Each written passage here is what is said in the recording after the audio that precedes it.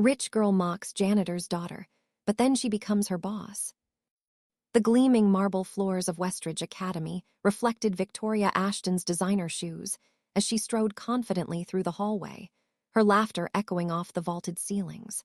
It was the kind of laughter that drew others in, magnetic, privileged, and utterly unconcerned with those who couldn't match its cadence. At 17, Victoria was the undisputed queen of Westridge, her family name emblazoned on the school's newest building wing. But true power isn't measured in square footage or family donations. Sometimes it's measured in the quiet dignity of those we least expect to rise. Amara Williams kept her eyes fixed on her textbooks as Victoria and her entourage passed by. She had learned long ago that invisibility was its own kind of shield. The daughter of Marcus Williams, Westridge's head custodian for 15 years, Amara had grown accustomed to existing in the margins of this elite world, present but unseen, except when someone like Victoria decided she should be noticed. Today was one of those days. "Oh my God, is that a coffee stain on your sweater, Amara?" Victoria's voice cut through the hallway chatter, deliberately loud enough for everyone to hear. "You should ask your dad if he has any of those special janitor cleaning products in his cart. I'm sure he could hook you up." The laughter that followed was as practiced as it was cruel. Amara felt her cheeks burn, but she didn't look up. This wasn't the first time Victoria had singled her out, and it certainly wouldn't be the last. What Victoria didn't understand, what she couldn't possibly fathom from her position of inherited privilege, was that Amara had something far more valuable than designer clothes or social status. She had perspective. And perspective, as her father often reminded her, was the most powerful tool for change. "Actually," Amara finally said, her voice steady as she closed her book and stood, "my dad always says you should treat stains immediately or they set in permanently." She met Victoria's gaze directly. Some things, once they become part of the fabric, are almost impossible to remove. Victoria's perfectly glossed lips parted slightly, unused to direct confrontation from someone she considered beneath her notice. But before she could formulate a response, the bell rang, and the hallway began to clear. Amara turned and walked away, her second-hand backpack slung over one shoulder, leaving Victoria momentarily speechless in her wake. Neither girl could have possibly imagined how prophetic that small exchange would prove to be. Neither could have foreseen how their paths would diverge and then converge again, or how the power dynamic that seemed so immutable in those hallowed halls would one day be completely reversed. Neither understood that some stains do indeed set permanently, and that sometimes those marks become defining features rather than flaws. 20 years can change everything. Or perhaps more accurately, 20 years can reveal what was always there beneath the surface, waiting for the right moment to emerge. Marcus Williams had raised his daughter with a simple philosophy: keep your head high and your expectations higher.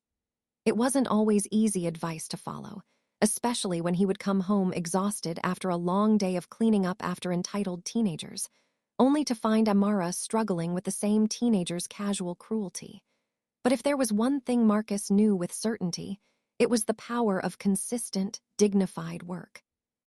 "Those kids," he would tell Amara as they sat at their small kitchen table in their 2-bedroom apartment, "they think the world was built for them. But baby girl, the world is built by people like us. People who understand that real value comes from what you create, not what you're given." On this particular evening, Amara was unusually quiet as she pushed her dinner around her plate. Marcus recognized the signs: another difficult day at Westridge.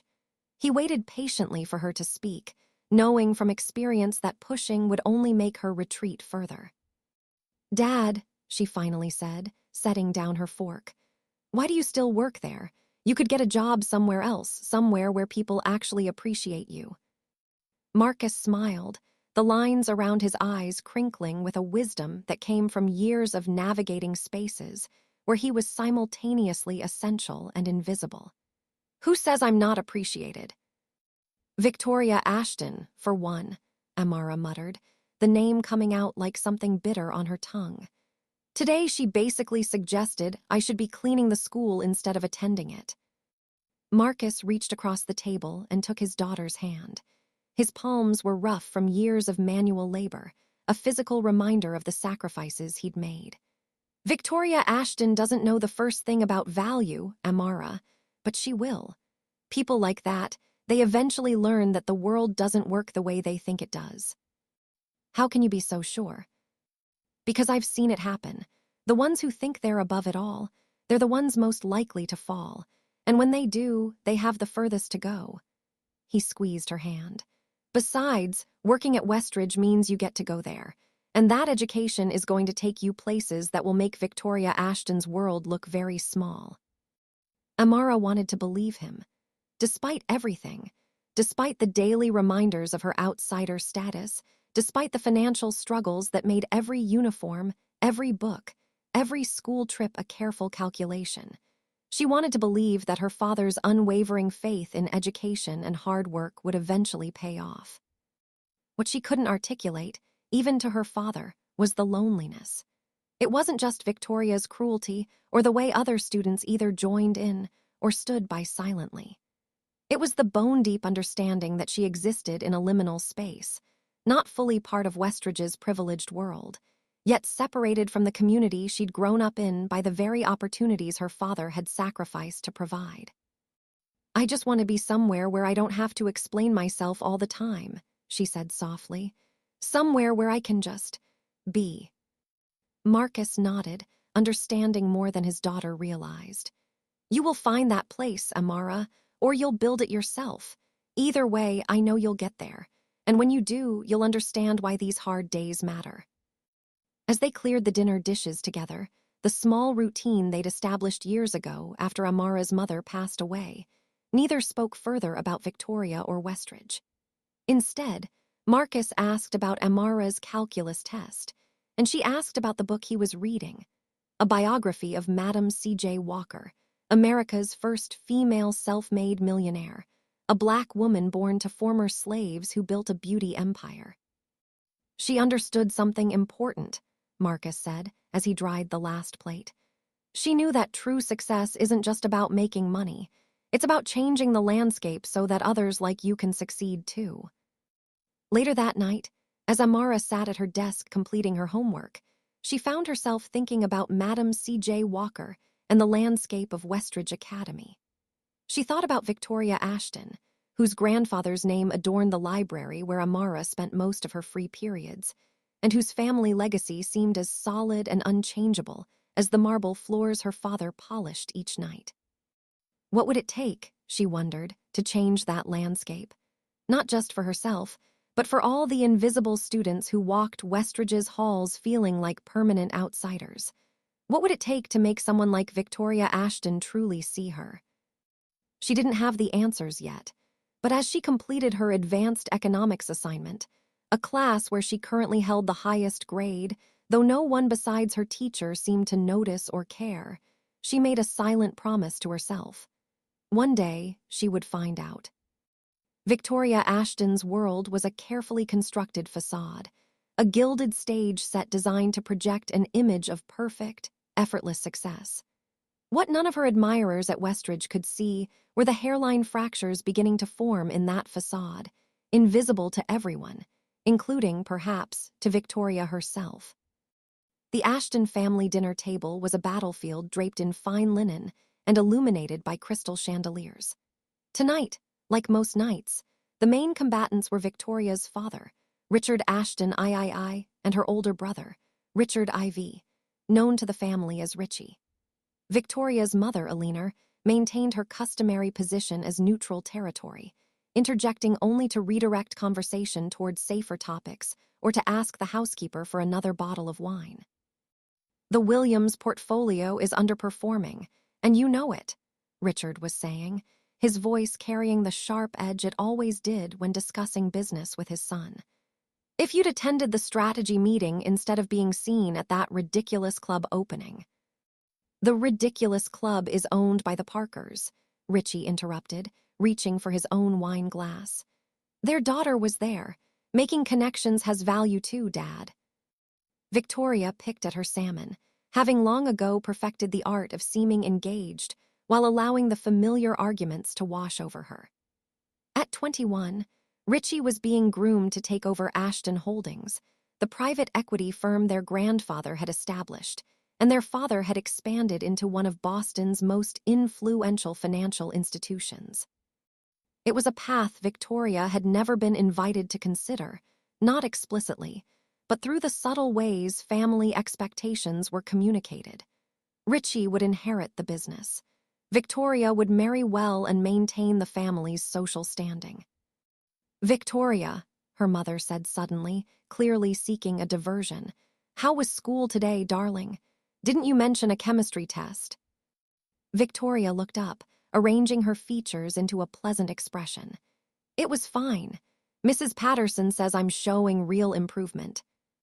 What she didn't mention was that real improvement meant she'd barely passed, or that the only reason she'd passed at all was because her lab partner, Eliza Chen, had basically completed the entire experiment while Victoria texted with friends about weekend plans. "That's lovely, dear," Eleanor said with a relieved smile before turning toward safer ground. "Oh, Richard, did I mention that I ran into Margaret Lowell at the foundation luncheon? Her daughter just got engaged to the youngest Hammond boy.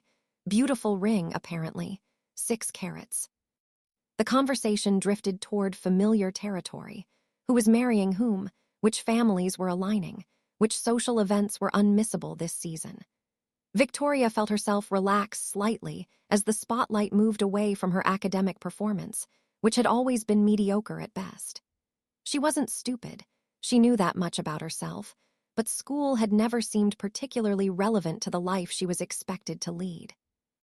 Later, as she retreated to her bedroom, a space larger than Amara Williams' entire apartment, though Victoria would never have made such a comparison, she found herself unexpectedly restless. She scrolled through social media, liking photos of friends at parties and posting a carefully filtered selfie with a vague caption about evening thoughts, but the usual satisfaction that came from the immediate flood of likes and compliments felt hollow. Her phone buzzed with a text from her best friend, Claire. "Saw your post. Everything okay? You looked serious." Victoria sighed. Claire knew her too well. "Just family dinner drama," she typed back. "Richie in trouble again, the usual." "Want to meet up tomorrow? We can skip bio and go shopping. That new boutique on Newbury opened." Victoria hesitated, her thumb hovering over the screen. There was a time, not long ago, when skipping class for shopping would have been an automatic yes. But lately, she'd been experiencing an unfamiliar sensation, a vague discomfort, like an itch she couldn't quite reach. It had started after overhearing 2 teachers discussing college applications, and one mentioning in passing that Victoria would get in somewhere decent on legacy and donations, despite her transcript. She'd pretended not to hear, maintaining her practiced expression of unconcern. But the casual dismissal had lodged itself somewhere uncomfortable inside her. Was that really all people expected of her, to trade on her family name forever? "Maybe," she replied to Claire. "Let me see how I feel tomorrow." She set her phone down and walked to the window that overlooked the Ashton Estates manicured gardens. Spring was just beginning to touch the landscape, fresh growth pushing through soil that had been carefully prepared by the gardening staff her parents employed. Victoria had never once wondered about those workers, who they were, what their lives were like, whether they had children or dreams or struggles. Just as she had never really thought about Marcus Williams, Westridge's janitor, except as an extension of his function. Or about his daughter, Amara, except as an occasional target when Victoria needed to reassert her social dominance. They existed in her periphery, necessary but not notable. What Victoria couldn't possibly know, what would have shocked her comfortable worldview completely, was that her family's carefully tended wealth, like those spring gardens, required constant maintenance to flourish. And that beneath the surface, forces were already in motion that would eventually uproot everything she thought was permanent. Richard Ashton I knew this. As he sat in his home office later that evening, reviewing financial statements that told an increasingly concerning story, he understood exactly how fragile the Ashton legacy had become. The Williams portfolio, named not for Marcus Williams, but for an unrelated financier who had been one of the firm's earliest clients, was just one of several investments showing troubling signs. Individually, each could be managed. Collectively, they hinted at a systemic problem. And Richie, who should have been learning to navigate these waters, was more interested in the social capital of being an Ashton than in the actual work of maintaining the family's financial capital. Richard rubbed his temples, feeling the weight of 4 generations of expectation pressing down on him. He had always prided himself on seeing the long game, on making decisions that served the Ashton legacy rather than immediate gratification. Looking at the photograph on his desk, a formal family portrait taken when Victoria was still in middle school, he wondered if he had failed his children by making their lives too easy. If, in protecting them from struggle, he had inadvertently deprived them of the very qualities they would need to sustain what he and his ancestors had built. It was a question that would haunt him in the years to come, as the invisible cracks in the Ashton Foundation gradually widened into unbridgeable chasms. A question that Victoria, in her bubble of privilege, was not yet equipped to even ask, let alone answer. The day Amara Williams received her acceptance letter from Harvard University was the day she began to believe that her father might have been right all along. The scholarship offer that accompanied it, a full ride that would cover not just tuition but room, board, and expenses, was validation of every late night, every social event sacrificed for study time, every moment she'd bit her tongue when classmates assumed her academic success was due to diversity quotas rather than her 4 GPA and perfect SAT scores. Marcus cried when she showed him the letter, unashamed tears streaming down his face as he pulled her into a fierce hug. "I knew it," he kept saying. "I always knew you had this in you." The acceptance arrived during spring break of Amara's senior year, and the timing couldn't have been more symbolic. For the first time in 7 years, she didn't have to walk the halls of Westridge wondering if today would be the day Victoria Ashton, or one of her friends, decided to remind Amara of her place in their social hierarchy. For one blessed week, she could simply be a girl who had achieved something extraordinary through her own merits and hard work. But the real world has a way of intruding on even the most well-deserved moments of triumph. 3 days after the Harvard letter arrived, Marcus came home from work with a heaviness in his step that Amara recognized immediately as trouble. "What happened?" she asked, setting aside the financial aid paperwork she'd been reviewing. Marcus sank into their worn sofa, suddenly looking older than his 52 years. "Budget cuts," he said simply. "They're reducing the maintenance staff." Amara felt a cold knot form in her stomach. "They're firing you, after 15 years. "Not firing," Marcus corrected, always precise with language. "They're reducing hours. I'll keep benefits, but I'll be down to 30 hours a week instead of 40. The practical implications hit Amara immediately. Their budget was already tight. A 25% reduction in her father's income would mean difficult decisions, especially with college approaching. Even with the scholarship, there would be expenses Harvard didn't cover. "I'll get a job," she said immediately. "I can work evenings or weekends, maybe the library or—" "No," Marcus's voice was firm. "Your job right now is to finish high school strong and prepare for Harvard. I've put some money aside. We'll be okay." "But—" "Amara," he leaned forward, his expression serious. "This is what I've worked for all these years, to give you opportunities I never had. I won't let you sacrifice that because Westridge Academy is trying to save money on the backs of the people who keep the place running." There was a bitterness in his tone that Amara rarely heard. Marcus Williams was many things, principled, hardworking, occasionally stubborn, but bitter had never been one of them. It scared her more than the news about his hours.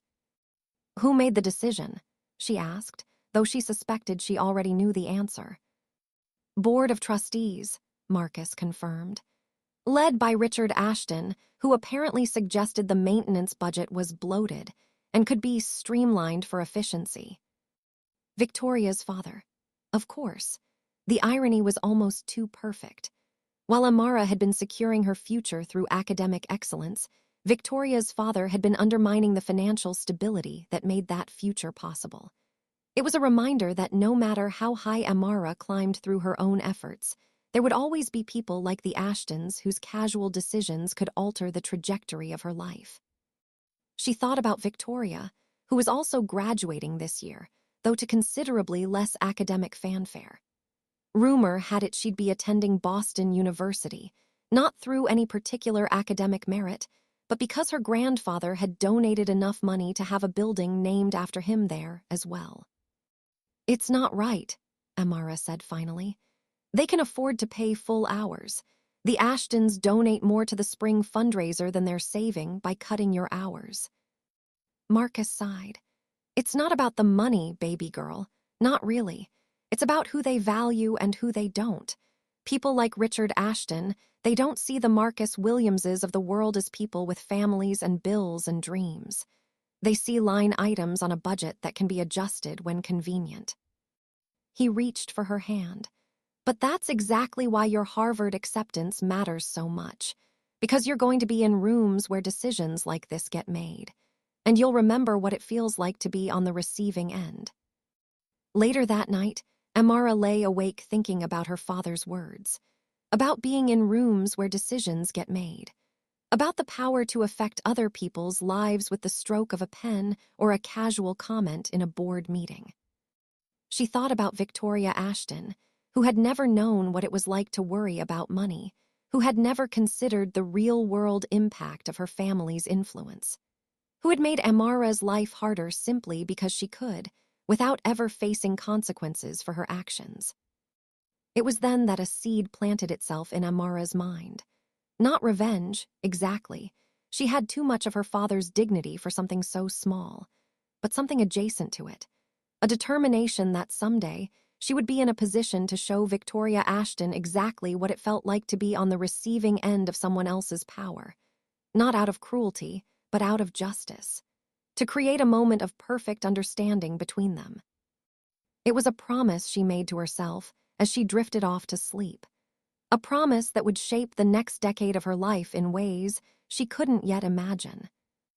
Harvard University was both everything Amara had hoped for and nothing she had expected. The academic rigor she had anticipated, she'd been preparing for that her entire life. What caught her off guard was the social complexity, the subtle codes of behavior and communication that separated those who had grown up expecting to attend elite institutions from those who had fought their way in. "You don't talk much in study group," her classmate Michael Chen observed one evening as they packed up after a particularly intense economics session. Michael was a second-generation Chinese American whose parents had emphasized education as the path to security. They weren't wealthy like many Harvard students, but they were solidly upper-middle class, with the confidence that came from knowing your place in the world.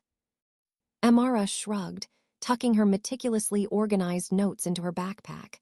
"I prefer to listen." "You shouldn't," Michael said, surprising her with his directness. "You catch things the rest of us miss. That connection you made today between the labor market fluctuations and Davidson's theory, that was brilliant." Amara felt herself flush with the unexpected praise. "It was just an observation." "It was insight," Michael corrected.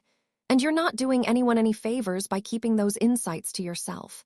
He hesitated, then added more gently, "Look, I get it. It's intimidating when half the class seems born knowing how to navigate these spaces. But you belong here, Amara. Your ideas belong here." It was perhaps the first time since arriving at Harvard that Amara had felt truly seen, not as a scholarship student or as a diversity statistic, but as a peer with valuable contributions. That conversation marked a turning point. She began to speak up more in classes, to assert her presence in study groups, to accept invitations to academic and social events she might previously have declined. And people noticed. By the end of her freshman year, Amara had distinguished herself not just as a top student, but as someone whose perspective often bridged gaps between academic theory and real-world application. Her economics professor, Dr. Alina Park, took a particular interest in her work. You have something many of your classmates lack, Dr. Park told her during office hours. Practical wisdom. They can quote theory all day long, but you understand how economic principles actually affect people's lives. It was during this conversation that Dr. Park first mentioned the summer internship program at Horizon Capital, a mid-sized investment firm known for its innovative approach to urban development and community investment. They're looking for exactly your kind of analytical thinking combined with social awareness, Dr. Park explained. The competition will be fierce, but I think you'd be an excellent candidate. The internship would be paid, considerably better than the library job Amara had taken to supplement her scholarship money and help her father, whose hours at Westridge had been cut further since she'd left for college. It would also be a foot in the door of the financial world, a world that had always seemed as inaccessible to her as the moon. Meanwhile, across town at Boston University, Victoria Ashton was discovering that the real world operated on different rules than Westridge Academy. Without the automatic deference her family name had commanded in high school, Victoria found herself struggling to establish the same kind of social dominance. Worse, her mediocre academic performance, previously overlooked or excused, was now resulting in actual consequences. Probationary status after her first semester, meetings with academic advisors, and increasingly concerned calls from her father. "I don't understand what the problem is," Richard said during one such call, his voice tight with frustration. "You have every advantage, Victoria. Tutors, resources, a legacy connection to the university. What exactly is keeping you from succeeding?" What Victoria couldn't articulate, even to herself, was that she had never learned how to succeed on her own merits. Her entire identity had been built around who she was, an Ashton, rather than what she could do or contribute. Now, in a larger pond where the Ashton name carried less immediate weight, she found herself adrift. It didn't help that her brother Richie had finally managed to spectacularly flame out at Ashton Holdings, showing up drunk to an important client meeting, and subsequently being temporarily relieved of duties, while he addressed personal issues. Family dinner conversations had become even more strained, with Richard's disappointment hanging over the table like a storm cloud. "Your brother has made his choices," he told Victoria one evening, after 3 glasses of the scotch he typically reserved for celebrations. "But you still have time to prove that the Ashton legacy means something to you." It was the closest her father had ever come to explicitly stating what had always been implied, that Victoria's primary value lay in upholding the family name and reputation, not in her own dreams or talents or potential, which, if she was honest with herself, she had never been encouraged to develop. The realization was both painful and strangely liberating. If her family's expectations had been a script she was meant to follow, perhaps it was time to consider writing her own. The question was, what would that script contain? Who was Victoria Ashton when separated from the weight of her family name? It was a question she was still grappling with when she ran into Amara Williams at a coffee shop near the Boston Public Library during winter break of their sophomore year. Victoria almost didn't recognize her at first, partly because she'd never really looked at Amara properly in high school, and partly because the confident young woman selecting a pastry at the counter bore little resemblance to the quiet girl who had tried to make herself invisible in Westridge's hallways. Victoria froze, her initial instinct being to pretend she hadn't seen her former classmate. But before she could turn away, Amara looked up and their eyes met. There was a moment of mutual recognition, followed by something unexpected on Amara's face. Not anger or resentment, but a kind of calm assessment that made Victoria feel as though she were being weighed and measured against some standard she couldn't identify. "Hello, Victoria," Amara said, her voice neutral but not unfriendly. "Amara," Victoria responded, suddenly very aware of the power shift between them. At Westridge, this encounter would have played out differently. Victoria would have had the upper hand simply by virtue of her social position. But here, in this anonymous coffee shop, that automatic advantage was gone. "I heard you got into Harvard. Congratulations." The words came out stiffly, unfamiliar in her mouth. Had she ever congratulated Amara on anything before? Had she ever acknowledged her achievements or existence in any positive way? "Thank you," Amara said, accepting the comment with a slight nod. "How's BU treating you?" The fact that Amara knew where she was attending college surprised Victoria. She doubted she would have kept similar tabs on Amara's life if their positions were reversed. "It's challenging," she admitted, surprising herself with the honesty. Something flickered in Amara's eyes, interest, perhaps, or surprise at the vulnerability. "College is an adjustment for everyone," she said. "Even when you're prepared for the academics, the social dynamics are a whole different game." The observation was so accurate that Victoria found herself nodding in agreement before she could consider how strange it was to be having this conversation at all. "Exactly. It's like, the rules are different, but no one tells you what they are." "You figure it out eventually," Amara said, with the confidence of someone who had already done so. "Or you create your own rules." She glanced at her watch. "I should go, I'm meeting someone, but it was interesting to see you, Victoria." As Amara walked away, pastry in hand, Victoria was left with the unsettling feeling that she had just witnessed a glimpse of a future she hadn't anticipated.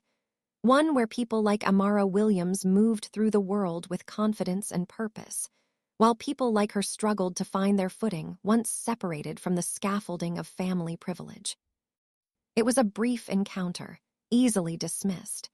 But like a small stone dropped into still water, it created ripples that would eventually reach much further than either woman could have predicted. Friends, this story about Victoria and Amara's evolving dynamic has me completely invested. I'd love to know where you're watching from today. Are you Team Amara, Team Victoria, or waiting to see how this all unfolds? Drop a comment below and subscribe to catch the conclusion of this compelling story. Now, let's get back to see what happens when these two women's paths cross again in an unexpected way. The summer internship at Horizon Capital changed the trajectory of Amara's life. What was meant to be a 3-month position between her sophomore and junior years at Harvard extended into part-time work during the academic year, and then into increasingly responsible roles each subsequent summer. By the time she graduated summa cum laude with a double major in economics and urban studies, Amara had a job offer waiting for her. Junior investment analyst with a focus on community development projects. "You understand both sides of the equation," her mentor at Horizon, Sophia Rodriguez, told her during the formal job offer meeting. "You can analyze the financial data while never losing sight of the human impact. That's rare in this industry, and it's exactly what we need." The offer came with a salary that seemed almost unreal to Amara, more than 3 times what her father had ever made at Westridge, with benefits and bonus potential that would ensure neither of them would ever have to worry about money again. Marcus, who had finally been forced to retire when Westridge further reduced maintenance staff in favor of a contract cleaning company, cried again when she told him the news. "I always knew you'd do something extraordinary," he said, his pride palpable.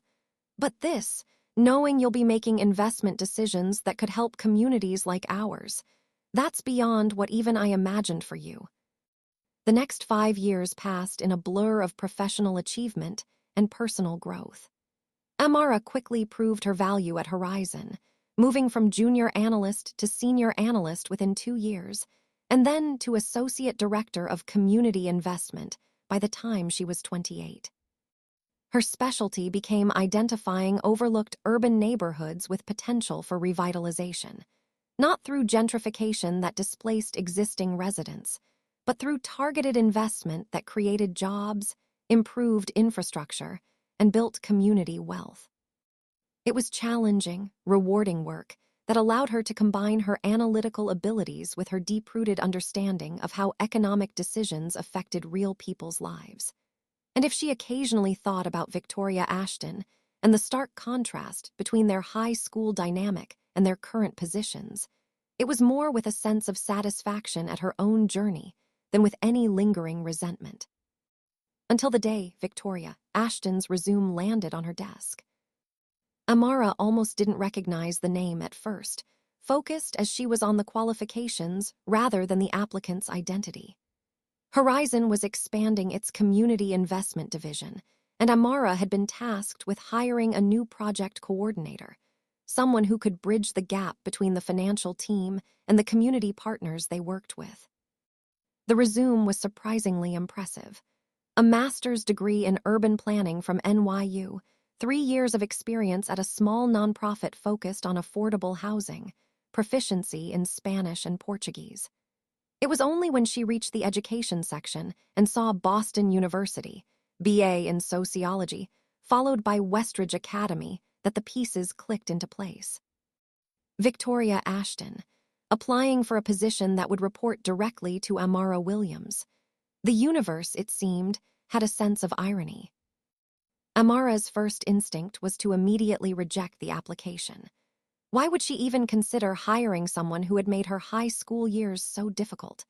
Someone whose family had directly contributed to her father's reduced income and early retirement. It would be perfectly reasonable to simply place the resume in the no pile and move on to the next candidate. But something stopped her.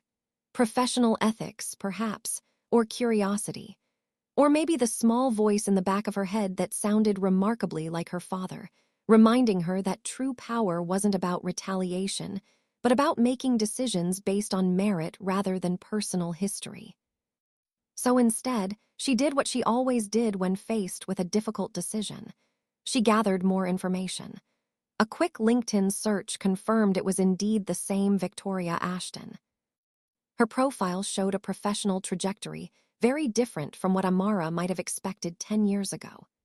After graduating from BU with apparently mediocre grades, Victoria had spent a year volunteering with an education nonprofit in Brazil, then returned to complete a master's degree with a focus on housing equity, followed by increasingly responsible positions at a Brooklyn-based community development organization. There were no details about her family or personal life, no mentions of Ashton Holdings or the privileged world she had come from. Just a straightforward professional profile that showed a clear commitment to urban planning and community development, exactly the background the project coordinator position required. Amara sat back in her chair, conflicting emotions washing over her. Part of her, the part that still remembered how it felt to be mocked in Westridge's hallways, wanted to dismiss Victoria's application out of hand. But the professional in her, the woman who had built her career on fair assessments and objective decision-making, knew that Victoria's qualifications matched the job requirements remarkably well. And there was something else, something harder to define. A certain curiosity about what might have changed Victoria Ashton from the entitled teenager she had been into the apparently committed urban planner she had become. What journey had taken her from Westridge Academy's Queen Bee to a housing equity advocate working for modest nonprofit wages? After several minutes of internal debate, Amara made her decision. She added Victoria's name to the interview list, alongside 4 other qualified candidates. She would meet with her, assess her qualifications in person, and make a decision based on merit rather than history. It was what Marcus would have advised. It was also, she had to admit, an opportunity to see firsthand how life had treated Victoria Ashton once the protective bubble of Westridge was removed. The interview was scheduled for the following Tuesday. Amara had 5 days to prepare herself for a reunion she had never anticipated, with a woman whose path had diverged from and now potentially converged with her own in ways neither could have imagined during those high school days that now seemed like another lifetime entirely. Victoria Ashton stared at the email confirmation for her job interview at Horizon Capital, a mixture of excitement and anxiety churning in her stomach.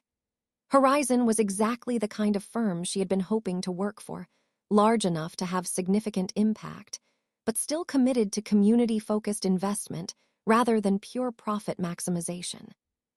The project coordinator position would be a perfect next step in her career, allowing her to apply everything she'd learned about housing equity and community development on a larger scale. What the email didn't mention What Victoria couldn't possibly know was that the A. Williams listed as her interviewer was Amara Williams, the same girl whose father had cleaned Westridge's halls, while Victoria and her friends had treated his daughter as an object of ridicule rather than a peer deserving of respect. The path that had led Victoria from privileged teenager to housing equity advocate had been neither straight nor easy. The turning point had come during her sophomore year at Boston University, shortly after her chance encounter with Amara at the coffee shop. That brief interaction, combined with her increasing academic struggles and her father's escalating disappointment, had triggered a period of painful self-examination. Who was she, really, when separated from her family name and wealth? What value did she bring to the world? What had she ever accomplished that was truly her own? The answers, when she allowed herself to face them honestly, were devastating. She had coasted through high school on family privilege and social status. She had treated people like Amara as lesser simply because they lacked the financial advantages she had been born into. She had never developed any real skills or passions because she had never needed to. Everything had always been handed to her. The realization had sent her into a tailspin of depression and identity crisis that culminated in a disastrous spring semester, failing 3 courses and being placed on academic suspension. Her father's reaction had been predictably harsh. If Victoria couldn't maintain even minimally acceptable grades at BU, perhaps she needed to experience life without the Ashton safety net. "You've had every advantage," Richard had said during a particularly brutal conversation in his office. "The best schools, the best opportunities, financial support most people can only dream of, and you've squandered all of it." "I never asked for any of that," Victoria had responded, a defensive edge to her voice that even she recognized as childish. "No," Richard agreed, his tone cooling further. "You never asked for it. You simply expected it as your birthright. Perhaps that's where your mother and I went wrong." He had then delivered the ultimatum that would ultimately change the course of Victoria's life.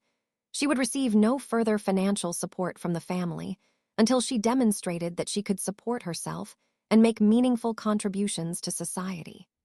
Her trust fund would remain intact but inaccessible until she turned 30 or proved herself worthy through her own achievements, whichever came first. At 20, with no work experience, no practical skills, and an incomplete education, Victoria had found herself truly on her own for the first time in her life.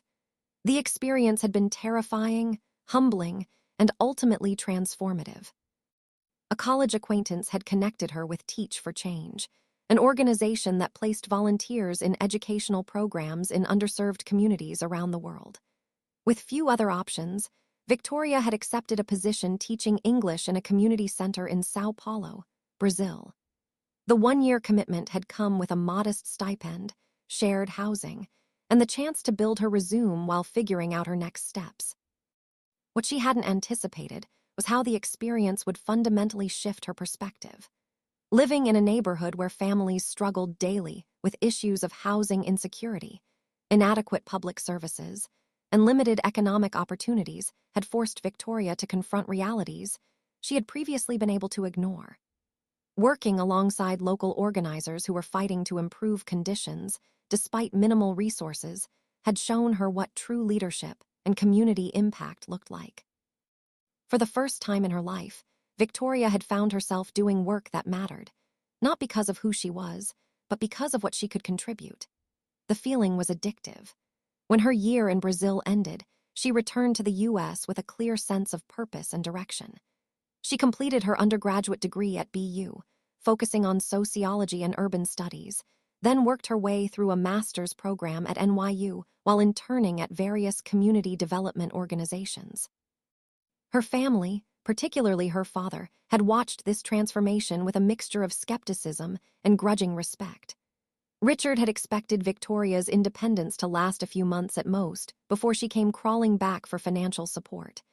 When she instead forged ahead with her new path, supporting herself through scholarships, student loans, and part-time work, he had been forced to reassess his youngest child. "You've surprised me," he admitted during one of their infrequent dinners, shortly after Victoria completed her master's degree. "I didn't think you had this kind of determination in you." It wasn't exactly warm approval, but from Richard Ashton III, it was high praise indeed. Victoria had accepted it with the grace of someone who no longer measured her worth by her father's assessment. "I surprised myself too," she had responded simply. What she didn't tell him, what she had never shared with any member of her family, was that her transformation had been partially inspired by that brief coffee shop encounter with Amara Williams years earlier. Seeing Amara's confidence and clear sense of purpose had planted a seed. If the janitor's daughter could forge her own path so successfully, why couldn't Victoria do the same?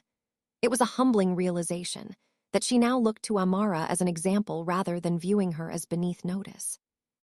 Now, as Victoria prepared for her interview at Horizon Capital, she reflected on how far she had come from the entitled teenager she had once been. She had built a career based on her own merits, developed expertise in housing equity and community development, and established a professional reputation entirely separate from the Ashton name. She had even, gradually, rebuilt a relationship with her father based on mutual respect rather than expectations and disappointment. What she couldn't know was that her past was about to intersect with her present in the most unexpected way possible. That the girl she had once mocked for being the janitor's daughter was now in a position to determine Victoria's professional future. That the wheel of fortune had turned completely, reversing their positions in a way that would test both women's character and capacity for growth.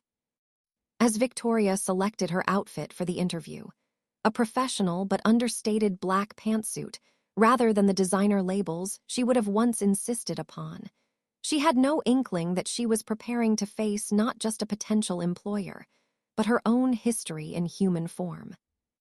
The Horizon Capital offices occupied 3 floors of a renovated industrial building in Boston's Innovation District. Floor to ceiling, windows offered sweeping views of the harbor, while the interior spaces blended modern design with elements of the building's manufacturing past. Exposed brick walls, restored wooden beams, and concrete floors softened by strategic lighting and comfortable furnishings. Amara's office reflected this same balance between old and new. Her desk was made from reclaimed wood, but held state-of-the-art technology. Behind it hung a collection of framed photographs showing various community projects Horizon had funded: a community garden in Dorchester, an affordable housing development in Roxbury, a workforce training center in East Boston. These were more than decorations. They were reminders of the real-world impact of the financial decisions she made daily. Victoria arrived 15 minutes early for her interview, a habit she had developed during her years of rebuilding her life. Better to have time to collect her thoughts than to rush in flustered and unprepared. The receptionist welcomed her with professional warmth and offered water or coffee while she waited. Victoria accepted water, then took a seat in the reception area, reviewing her notes one final time while trying to control the nervous energy that always preceded important interviews. At precisely 2:00 p.m., the receptionist's phone buzzed. "Ms. Williams will see you now," she informed Victoria with a smile. "Take the hallway to your right, 3rd door on the left." Victoria thanked her, gathered her portfolio and water, and walked confidently toward the indicated hallway. She had prepared thoroughly for this interview, researching Horizon's community investment approach, reviewing their recent projects, and preparing thoughtful questions about their impact measurement strategies. She felt ready to impress whoever A. Williams might be. When she knocked on the office door and heard a familiar voice call, "Come in," Victoria's confidence momentarily faltered. There was something about that voice, something that triggered a distant memory she couldn't quite place. Pushing the thought aside, she opened the door and stepped into the office. The woman rising from behind the desk to greet her was both a stranger and a ghost from the past. Professional, poised, dressed in a tailored navy suit that conveyed authority without ostentation. But beneath those trappings of success was a face Victoria recognized with a shock that felt like stepping into cold water. "Amara," she said, the name escaping her lips before she could process the implications of finding her former classmate on the other side of the interview desk. "Victoria," Amara responded, her expression perfectly composed, betraying neither surprise nor discomfort. "Please have a seat." Victoria complied automatically, her mind racing. Amara Williams, the girl whose father had been Westridge's janitor, the girl Victoria and her friends had mocked for her second-hand uniforms and quiet demeanor, was now Associate Director of Community Investment at Horizon Capital. The person who would decide whether Victoria got this job. The cosmic irony was almost too perfect to be coincidence. "I assume from your reaction that you didn't realize I would be conducting your interview," Amara observed, her tone neutral as she took her seat. "No," Victoria admitted, struggling to regain her equilibrium. "I didn't make the connection when I saw A. Williams on the interview confirmation." Amara nodded, neither apologizing for nor seeming to take pleasure in Victoria's discomfort. "Well, now that we've established we know each other, I think it's important to address our history before proceeding with the formal interview. Don't you agree?" It was a professional courtesy Amara didn't have to extend. She could have simply conducted the interview without acknowledging their shared past, or worse, could have used that history against Victoria in subtle ways. The fact that she chose instead to bring it into the open suggested a level of integrity that made Victoria's chest tighten with a complex emotion somewhere between shame and respect. "Yes," she agreed, taking a steadying breath. "I think that's important." "Good." Amara folded her hands on her desk, her gaze direct and unwavering. "Then I'll be straightforward. You and I attended Westridge Academy together. During that time, you were unkind to me on numerous occasions, primarily based on my father's position as the school's janitor and our family's financial status." The clinical description of behavior Victoria now recognized, as bullying was somehow worse than any accusation might have been. It laid bare the pettiness, the casual cruelty, the unearned sense of superiority that had characterized her teenage self. "That's accurate," Victoria acknowledged, resisting the urge to look away from Amara's steady gaze. "And I owe you an apology for that behavior. It was cruel, immature, and reflected values I no longer hold. I'm deeply sorry for how I treated you, Amara." Amara studied her for a moment, as if assessing the sincerity of the apology. "Thank you," she said finally. "I appreciate that. Now, here's how I propose we proceed. Our past is relevant only to the extent that it might affect our potential working relationship. Your application for this position is strong, and based on your qualifications alone, you deserve to be considered. So I'm going to conduct this interview as I would with any other candidate. I'll assess your skills, experience, and fit for the role objectively. In return, I ask that you approach this conversation professionally, without letting our history color your responses." It was more fairness than Victoria knew she deserved, and the generosity of it made her previous behavior seem even more shameful by contrast. "That seems more than reasonable," she said. "Thank you for the opportunity." "Then let's begin," Amara said, transitioning smoothly into professional mode. "What attracted you to Horizon Capital, and specifically to the project coordinator position in our community investment division?" As the interview progressed, Victoria found herself gradually relaxing into the familiar territory of discussing her professional experience and passion for community development. Amara proved to be a thorough but fair interviewer, asking insightful questions that allowed Victoria to showcase her knowledge, while also probing for weaknesses and areas for growth. There was no hint of personal animus in Amara's approach, no subtle digs or loaded questions designed to make Victoria uncomfortable. If anything, Amara seemed to go out of her way to maintain a strictly professional dynamic, as if determined to judge Victoria solely on her current merits rather than their shared history. It was, Victoria realized with a jolt of clarity, exactly the opposite of how she would have treated Amara had their positions been reversed in high school. Back then, Victoria had judged Amara based entirely on external factors: her father's job, her family's financial status, her second-hand uniforms, rather than on Amara's character or achievements. Now, Amara was demonstrating what true fairness looked like by separating Victoria's past behavior from her present qualifications. The realization was both humbling and strangely freeing. Whatever happened with this job opportunity, Victoria had been given a valuable gift: the chance to be judged on her own merits by someone who had every reason to dismiss her out of hand. It was a form of grace she hadn't known she needed until it was offered.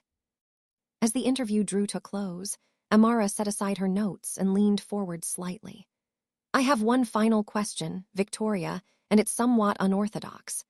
Given our history and the possibility that you might be working directly with me if you get this position, I'd like to know, how do you think your past treatment of people like me, people from different socioeconomic backgrounds, has informed your current work in community development?" It was the only question that directly referenced their shared past, and Victoria recognized it as both a professional inquiry and a personal one. How she answered might well determine not just whether she got the job, but whether Amara believed her transformation was genuine. Victoria took a moment to gather her thoughts, knowing that a rehearsed or superficial response would ring hollow. "My past behavior came from ignorance and insecurity," she began carefully. "I define my worth by my family name and financial status because I had never developed any sense of personal value separate from those things. It took losing that safety net to realize how arbitrary those distinctions really are." She paused, wanting to be precise in her next words. "Working in communities like the ones in Sao Paulo and later in Brooklyn, I've seen firsthand how systems benefit people like the person I used to be while creating barriers for people with fewer resources, but often greater capabilities. That recognition, that talent and potential exist everywhere, but opportunity doesn't, has become the foundation of my professional approach. I believe my background gives me a unique perspective. I understand how privilege operates because I've experienced it, and I understand its limitations because I've had to build something meaningful without it." Amara's expression remained neutral, but Victoria thought she detected a flicker of something, not quite approval, but perhaps recognition in her eyes. "And if you were to work here, reporting to me, the daughter of the janitor you once mocked, how would you approach that dynamic?" The directness of the question caught Victoria off guard, but she appreciated the honesty behind it. "With humility," she said simply. "With the understanding that life has a certain poetry to it, and with gratitude for the opportunity to prove through my work that I'm not the same person I was at 17. For the first time since Victoria had entered the office, Amara's professional mask slipped slightly, revealing a hint of the person behind the associate director title. "Life does indeed have a certain poetry to it," she agreed, a hint of something like humor warming her voice. "Thank you for your candor, Victoria. We'll be making decisions on second-round interviews by the end of the week. The HR department will be in touch either way." As they stood and shook hands, Victoria felt an unexpected sense of peace, regardless of the outcome. She had faced her past with honesty and had been treated with more fairness than she had once shown to the woman now evaluating her future. Whatever happened next would be based on merit rather than history, which was all anyone could really ask for. What Victoria couldn't know, as she thanked Amara and made her way back through Horizon's offices to the elevator, was that Amara was experiencing an equally complex mix of emotions. The poetic justice of the situation, interviewing her former tormentor for a position reporting to her, was not lost on Amara.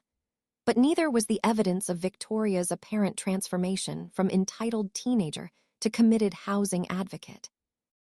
As Amara reviewed her interview notes, she found herself thinking of something her father had told her years ago, when she had come home from Westridge upset after a particularly cutting comment from Victoria. "People can surprise you, baby girl.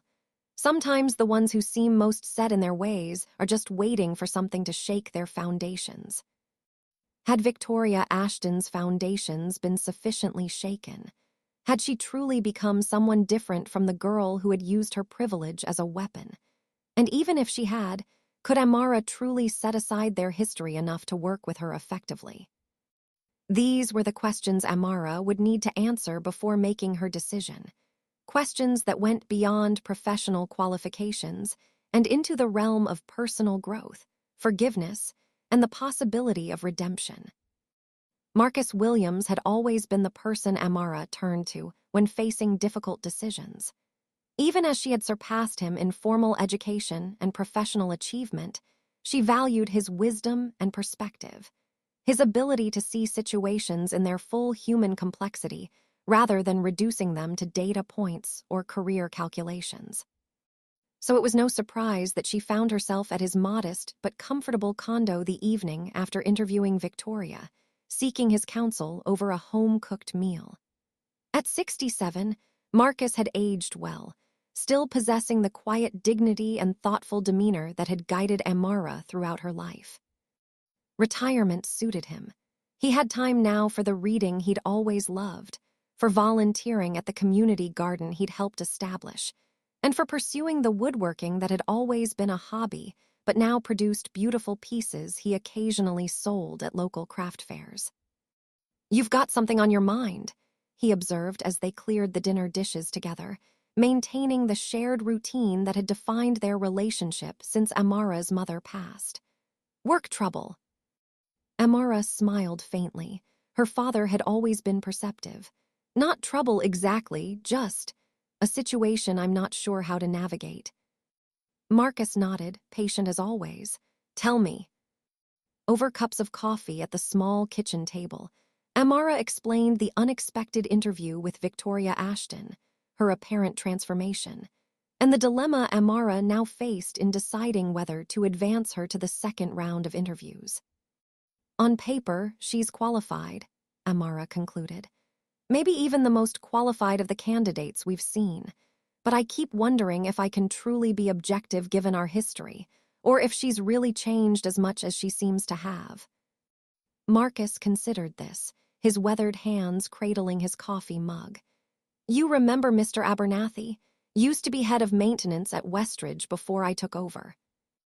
Amara nodded, unsure where this was going but trusting her father's circuitous approach to wisdom. "When I first started working there, he didn't like me much," Marcus continued.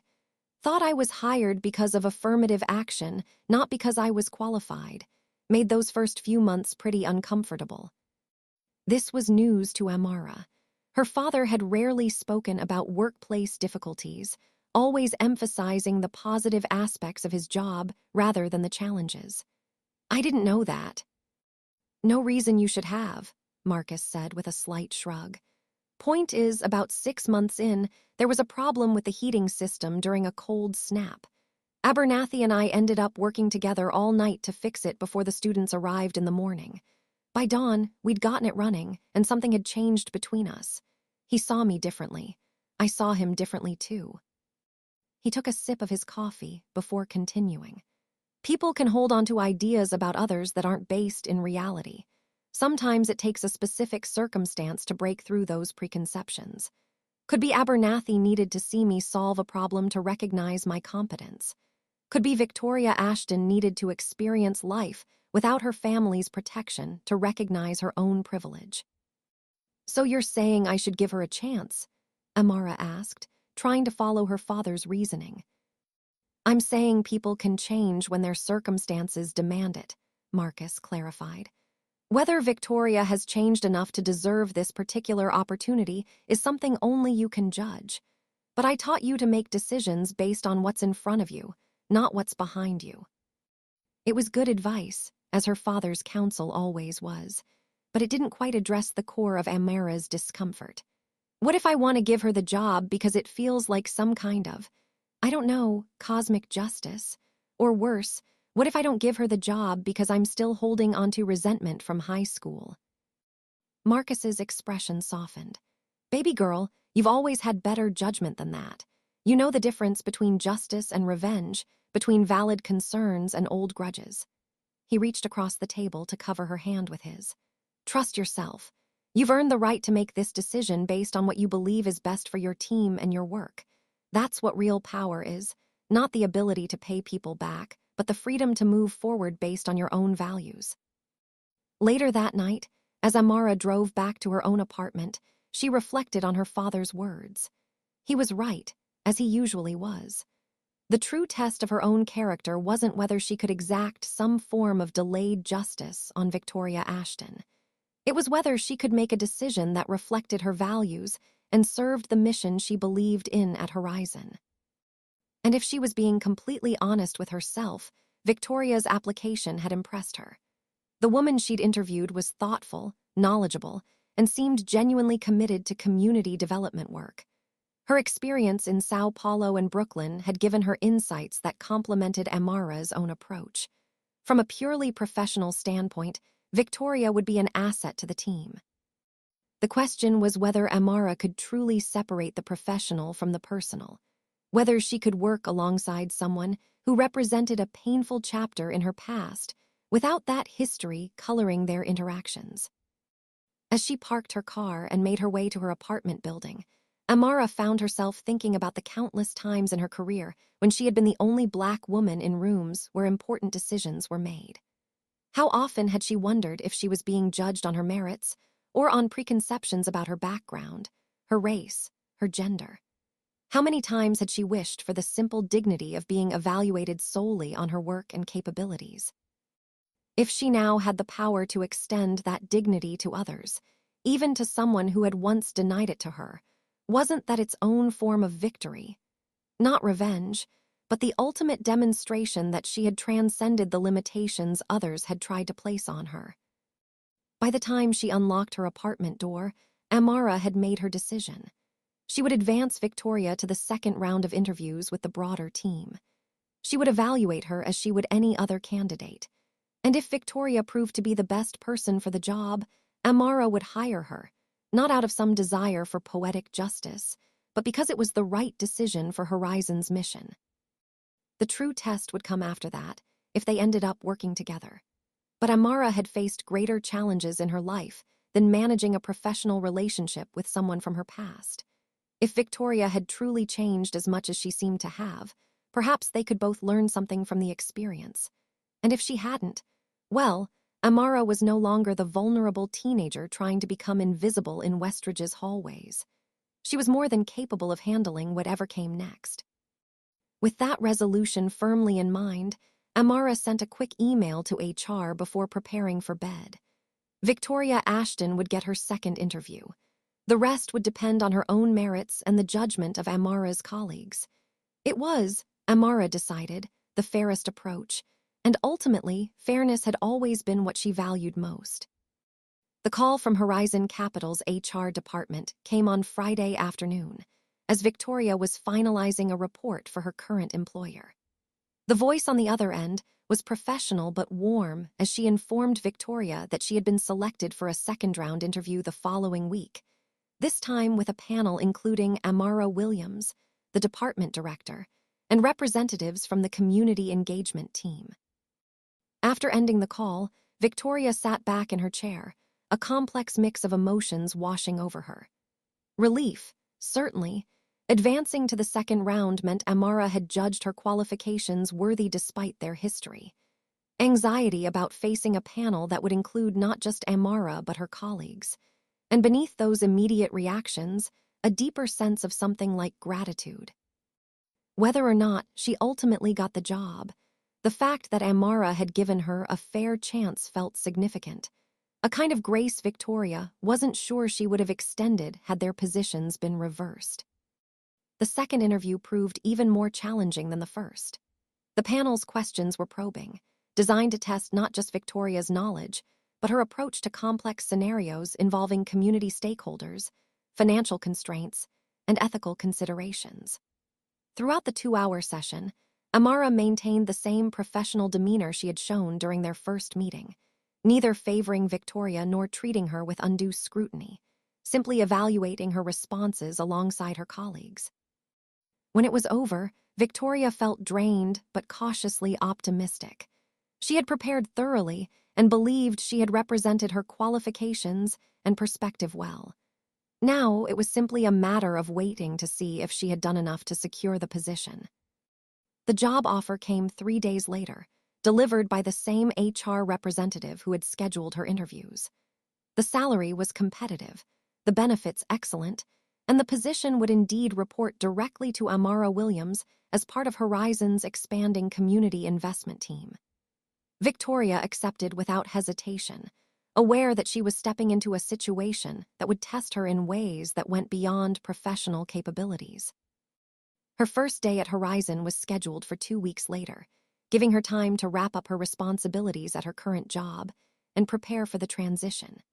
When the day finally arrived, Victoria dressed with particular care, choosing clothing that was professional but understated, wanting to convey competence rather than flash. The woman who arrived at Horizon's offices bore little external resemblance to the teenager who had once mocked Amara Williams for her second-hand uniforms. But Victoria knew that surface changes were the easiest kind. The real test would be whether her internal transformation was as complete as she believed it to be. Amara was in a meeting when Victoria arrived, so her initial orientation was handled by the HR team and then by Jason Torres, a fellow project coordinator who would be helping her get up to speed on Horizon's systems and current projects. It wasn't until after lunch that Amara appeared at Victoria's newly assigned desk, professional but not unwelcoming. "Settling in okay?" she asked, maintaining the careful balance between supervisor and former classmate that Victoria suspected would define their working relationship, at least initially. "Yes, thanks," Victoria responded. "Jason's been very helpful getting me oriented." "Good. When you're ready, stop by my office. I'd like to discuss the East Boston project with you. I think your experience with multilingual community engagement might be particularly valuable there." It was a clear signal. Whatever their personal history, Amara intended to utilize Victoria's professional skills in meaningful ways. She wasn't being sidelined or given busy work. She was being integrated into substantive projects where her expertise could make a difference. That first week established the pattern for their working relationship. Amara was consistently professional, neither overly friendly nor noticeably cold. She assigned Victoria responsibilities that matched her capabilities, provided clear guidance when needed, and offered constructive feedback on her work. If there was any lingering resentment or discomfort related to their shared past, Amara kept it entirely separate from their professional interactions. For her part, Victoria approached the job with a combination of diligence and humility. She worked hard to prove her value to the team, contributing ideas while being careful not to overstate her expertise or try to dominate discussions. She accepted guidance gracefully, completed assignments thoroughly, and made a point of building positive relationships with her new colleagues. Gradually, a cautious mutual respect began to develop between the two women. They would never be friends in the conventional sense. Their history created boundaries that neither seemed inclined to cross, but they established a functional professional dynamic that allowed both to do their best work. It was during their third month working together that the first real test of this fragile equilibrium occurred. Horizon was considering a significant investment in a mixed-income housing development in Roxbury, a historically Black neighborhood that had been experiencing increasing gentrification pressure. The development team had presented what they considered a community-friendly proposal: 20% affordable units, some local retail space, and contributions to neighborhood infrastructure improvements. During the review meeting, Victoria found herself increasingly uncomfortable with aspects of the proposal. When Amara asked for team feedback, Victoria hesitated briefly before speaking up. "I'm concerned about the affordability metrics they're using," she said, aware that she was potentially challenging a project Amara seemed to favor. "Based on my experience in Brooklyn, the 80% AMI threshold they're proposing for the affordable units will still price out most current residents. And the community engagement documentation seems superficial. They held the required meetings, but there's little evidence they incorporated feedback." A brief silence followed her comments. Victoria was acutely aware that as the newest team member, questioning a project that senior leadership already seemed inclined to approve might be seen as overstepping. But she also knew from experience that these were legitimate concerns that could determine whether the development truly benefited the existing community or simply accelerated displacement. Amara studied her for a moment, her expression unreadable. Then, to Victoria's surprise, she nodded. "Those are valid points. What would you suggest as alternatives?" It was both a professional courtesy and a subtle test. Acknowledgement of Victoria's expertise coupled with a challenge to offer solutions rather than just criticism. Victoria rose to the occasion, outlining specific changes to the affordability requirements, suggesting additional community engagement approaches, and proposing accountability metrics that could be built into the funding agreement. As the meeting concluded, Amara asked Victoria to stay behind. Once they were alone, she closed the meeting room door and took a seat across from her. "I appreciate your willingness to speak up today," Amara said, her tone more personal than it had been in any of their previous interactions. "Especially since you correctly read that I was initially leaning toward approving the proposal as presented." Victoria nodded, unsure where this was going. "I was concerned about overstepping, given that I'm still relatively new to the team." "You weren't overstepping. You were doing exactly what I hired you to do, bringing your experience and perspective to bear on our investment decisions." Amara paused, seeming to consider her next words carefully. "There's something I'd like you to understand about why I ultimately decided to hire you, Victoria." "I'm listening," Victoria said, genuinely curious. "When I reviewed all the candidates, your technical qualifications were strong, among the strongest in the pool. But what ultimately convinced me was your time in Sao Paulo and Brooklyn. You chose to work in communities very different from the one you grew up in. You chose to put yourself in situations where you weren't automatically at the top of the social hierarchy. That suggested to me that your transformation might be genuine, that you might truly understand now what you couldn't possibly have understood at Westridge." It was the most direct reference Amara had made to their shared past since Victoria's initial interview. The honesty of it was both uncomfortable and somehow liberating. "Today confirmed that judgment," Amara continued. "You were willing to challenge a proposal that seemed to have institutional support because you were focused on the actual community impact rather than the optics or the easy approval. That's exactly the perspective we need." Victoria felt a weight she hadn't fully acknowledged begin to lift. "Thank you for saying that, and for giving me the chance to prove myself." Amara nodded, then stood, signaling that they were transitioning back to their usual professional dynamic. "I'd like you to draft a more detailed critique of the affordability metrics in the Roxbury proposal, with specific recommendations for improvements. Let's aim to have something concrete to present back to the development team by next week." "I'll get started right away," Victoria agreed, already mentally outlining the approach she would take. As she returned to her desk after the meeting, Victoria reflected on how dramatically her life had changed in the years since Westridge. The teenage Victoria, privileged, entitled, casually cruel, would never have recognized the woman she had become, working in affordable housing development, reporting to the daughter of a man her family had considered insignificant, finding fulfillment in work that contributed to community well-being rather than personal status.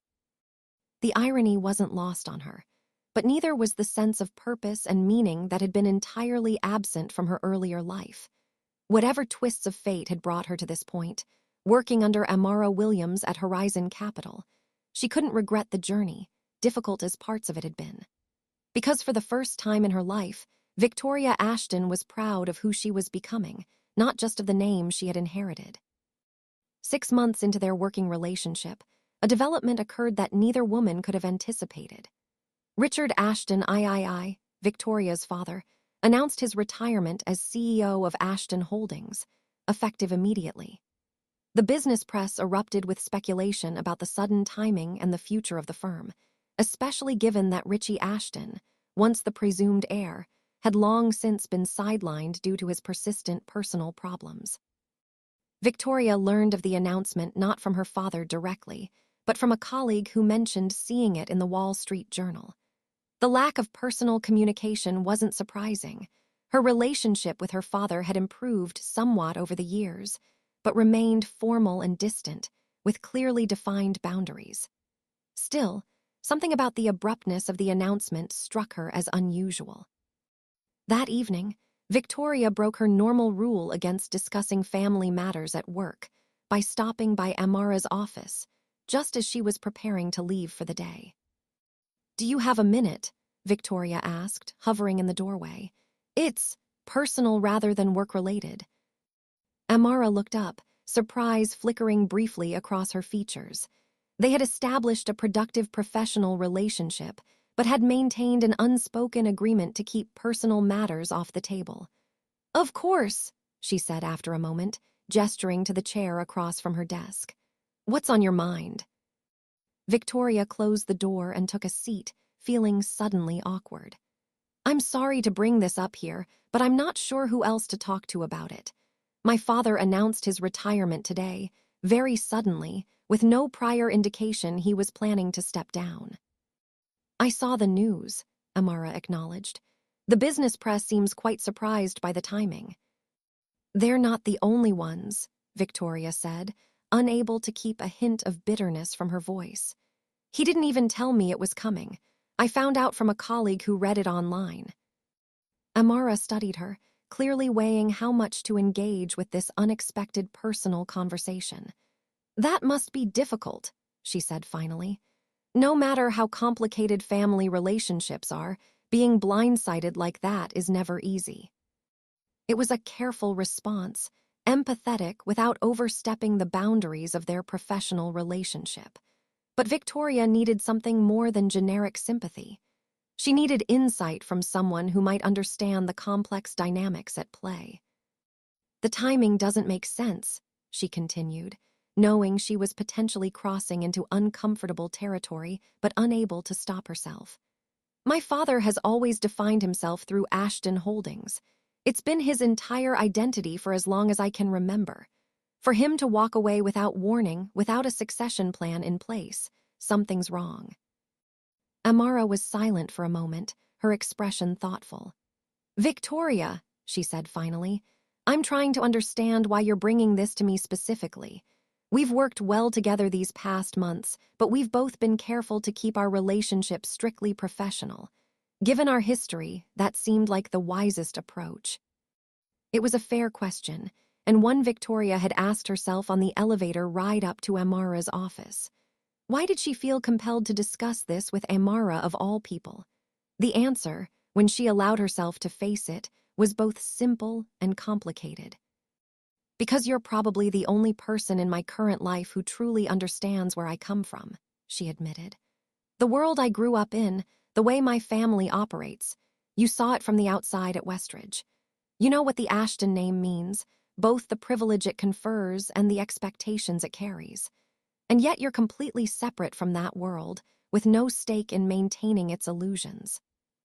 Victoria paused, then added more quietly, "I guess I'm looking for perspective from someone who sees clearly, who doesn't automatically accept the surface story."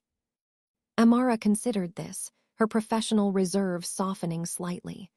"All right," she said. "As a fellow human being rather than your supervisor, here's my perspective. Successful men in your father's position rarely retire abruptly unless forced by health issues, scandal, or financial problems. Has he shown any signs of health concerns?" Victoria shook her head. "Not that I'm aware of. He's always been almost obsessively healthy, daily workouts, regular checkups, the best doctor's money can buy." "And scandal seems unlikely given the carefully managed announcement," Amara continued. "Which leaves financial problems. Has there been any indication that Ashton Holdings might be facing difficulties?" The question struck Victoria with unexpected force. She had been so removed from the family business for so many years that she rarely thought about its financial health. Her trust fund remained inaccessible until she turned 30, still several years away, and she had been supporting herself independently since her father's ultimatum during her college years. "I wouldn't necessarily know," she admitted.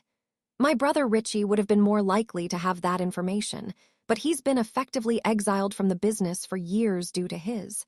personal issues. And my father would never voluntarily admit to financial problems, even within the family. Especially within the family. The appearance of success has always been paramount. Amara nodded, a hint of recognition in her expression. That tracks with what I remember of the Ashton reputation at Westridge. Your family name carried significant weight, donations, buildings, influence with the board.